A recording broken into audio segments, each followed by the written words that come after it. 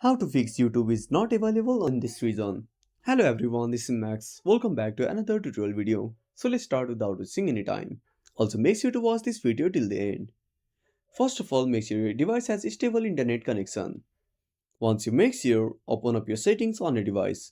Scroll down your notification panel and tap on the gear icon at the top right corner. Now scroll down and tap on connection and sharing.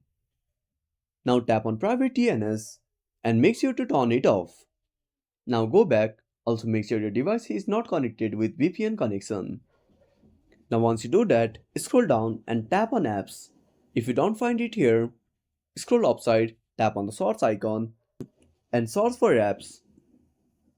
Now click on apps, tap on app management, now tap on the search bar. Now type YouTube and click on search. Now simply tap on YouTube, click on force stop. Now go to storage usage and tap on clear data.